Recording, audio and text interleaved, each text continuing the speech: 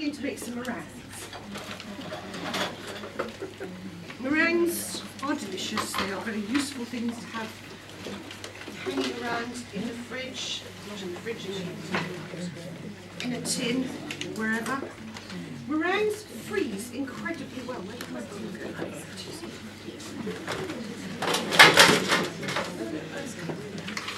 This is a 3-egg meringue mix. I've given you a recipe for a 4-egg meringue mix. When you make meringues, it's 1 egg white to 2 ounces of sugar. When you make meringues, you end up having leftover egg yolks, which is marvellous because you can make mayonnaise, you can make hollandaise, you can make custard, you can make all sorts of things with an egg yolk. Most people seem to end up making meringues when they've made mayonnaise. If you're going to make mayonnaise, but not today, if you have the egg yolks left over and you put them in a bowl in the fridge, they dry up and they get a sort of crusty skin on top. Whereas if you drop them into a bowl of water, they don't dry up. You can freeze them in a bowl of water. Can we freeze them not in a bowl of water? No, they need to be covered in the water. Otherwise they dry out. You can freeze egg whites not in a bowl of water, but egg yolks need to be in a bowl of water. But they'll keep for a day or 2 in the fridge until you're ready to make mayonnaise or whatever. So I've got 3 egg whites and I'm going to whisk them up with my whisk. Of course you have to use a copper bowl which you clean with a lemon. Ale bowl will do. All these myths about what you've got to do in cooking. I think it was started by the copper industry. If you have a beautiful copper bowl to clean it, you take half a lemon and a teaspoon of salt to scour it so you don't have to use durabit. So you whisk up the egg whites until they're thick. Unlike the cake mix where I whisk the whole eggs with the sugar and I could leave it standing for half an hour and it not come to any harm, if you whisk egg whites and then you leave them to stand, they go back to being liquid again at the bottom. And it's actually quite hard to resurrect them into a meringue. But if you put some sugar in, you can then leave them to stand for ages without them collapsing. So I've got nice thick egg whites. Then add the sugar. And you need to add the sugar a bit at a time. So you put it all in and fold it in, it going to emulsify, and then as your meringues bake, they will be caramel. So, sorry about the noise, but you add the sugar a spoonful at a time, and you whisk until it's completely incorporated. And if you're doing it with very white sugar, you get very white meringues. You do it with dark muscovado sugar, you get dark brown, chewy, toffee like meringues. So you put it all in and fold it in, it won't emulsify, and then as your meringues bake, they will heat caramel at you. So, sorry about the noise, but you add the sugar a spoonful at a time, and you whisk until it's completely incorporated. And if you're doing it with very white sugar, you get very white meringues. If you do it with dark muscovado sugar, you get dark brown, chewy, toffee-like meringues, which are quite nice. Sticky and chewy.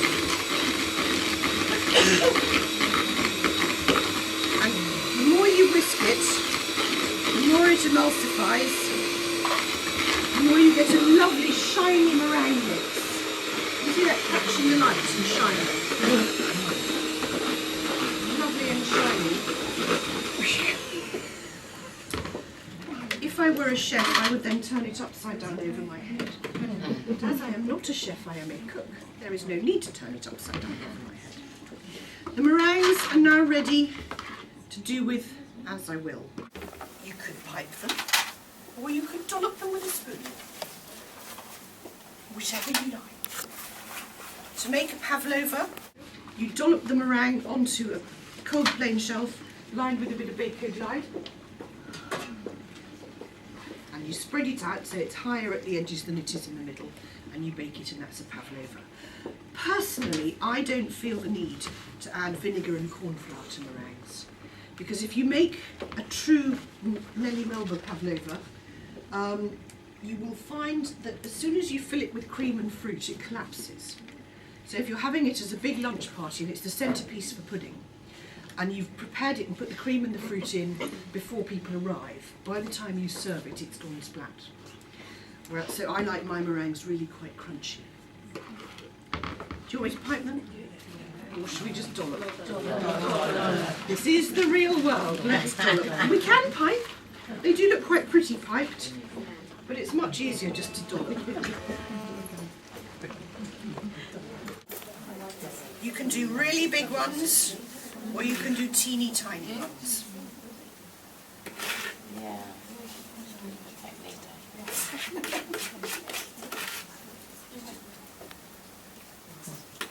If you were to pipe them, they do look like you've tried. But they also look like you're showing off. So there are my meringues. They are now ready to bake. To bake them in a 4-oven Aga, they go in the warming oven for 2 or 3 days. To bake them in a 2-oven Aga, they go as low down as you can in your simmering oven for a couple of hours. After a couple of hours, they've slightly puffed up and risen. They're beginning to brown, and you don't really want them to go too brown, but they're still quite chewy in the middle. If you want them to be really crispy, after they've had 2 hours in your simmering oven of your 2-oven Aga, take them out of the oven and put them there across the closed lids overnight. If you have a cat, put a tea towel on. And by leaving them overnight, they just dry out a little bit more. They become really crispy and crunchy. And then you can fill them or assemble them ready to eat far in advance of when you need them. If they're very chewy, they do collapse quite quickly. But if you've got a 4-oven Aga, they go into the warming oven until next time you open the door and you want the space in the oven. And the great thing about hiding them in the warming oven is nobody knows they're there. They take a few hours to cook, so in true Blue Peter fashion, just call me Valerie, I have actually piped these. It does look like I'm showing off because I am, but you can pipe them. That is a cordon bleu meringue. It's the only cordon bleu thing I ever do is pipe my meringues. And you can sandwich them together with some of the cream that's got white chocolate in, left over from the summer fruits cake. Or you can sandwich them together with some of the salt caramel, unless somebody's just taken it into the corner and eaten it all. Or you can just eat a meringue each as a crispy, crunchy meringue. But there's something about meringues, people think they're only air. There's nothing in them on the 5. They are very useful. They keep beautifully in an airtight tin. They freeze incredibly well. You can make a pavlova base and freeze it quite carefully because you don't want it breaking in the freezer, otherwise it's eaten mess. And you can take it out of the freezer, fill it with cream, put fruit on it and put it on the table. And it doesn't taste as if it's fresh from the freezer. It's cool, but not frozen solid because there's so much air in it. You can serve them straight from the freezer, should you wish to. So meringues are jolly nice and jolly useful.